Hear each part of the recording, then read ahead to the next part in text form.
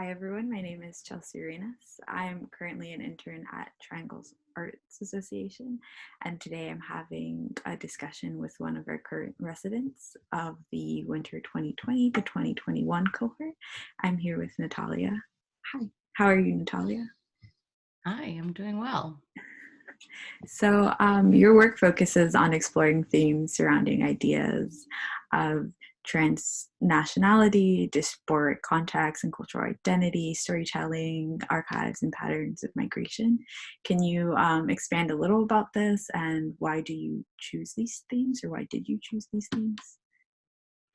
Yeah, thanks for the question, Chelsea. I think a lot of it has stemmed from just the way that I was brought up and having to navigate lots of different shifting identities.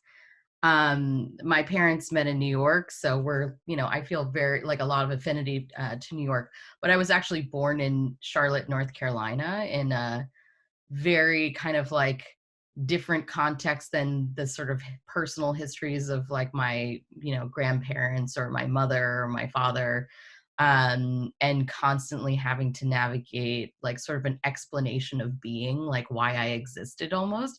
And so it's in some ways like there was always this recognition of like being different or people not understanding like how I came in, literally how I came into being, if I was like adopted or where I came from. And this kind of like constant you know examination of that, I think growing up was treated with a lot of humor. My family was always really funny. We always like laughed about things. And my mom would always be like, let's go to the museum or let's go to the library. Like basically, if you have a question, here are some ways that you can learn about your own history and your own culture. And so I always felt like I had like means to sort of ask questions. But I basically have a couple of philosophies in life.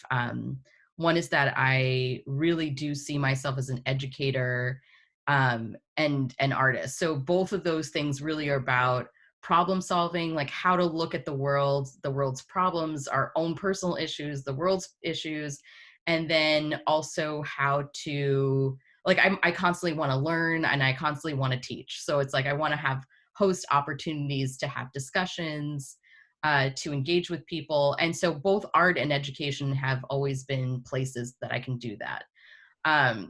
And so, yeah, my artwork is, yes, it's like an exploration of, texture and paint and textiles and all this stuff, but it's also really, yeah, my mode of investigation, my mode of questioning, um, my way to research, to ask questions.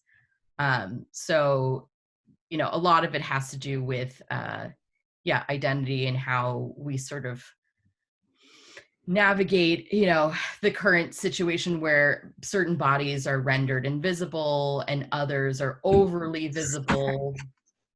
And so I'm always trying to figure out like how to best tell stories and how to tell our own stories. And I think that the more, obviously there's like big media companies and stuff like that that have, traditionally told our stories, or like history books have told our stories. And I think increasingly, along with social media and all kinds of different channels and activism, we're breaking those things down and, you know, realizing that the stories are each individual person's stories is actually a beautiful, passionate, interesting, uh, noteworthy kind of thing. And so that's kind of where I traffic is everyday stories. Okay.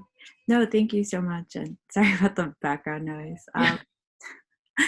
Um, yeah, so you really focus on exploring and like connecting your story and everyone's stories into, I guess, I, I think like intersectionality. Would that be the word that you focus on?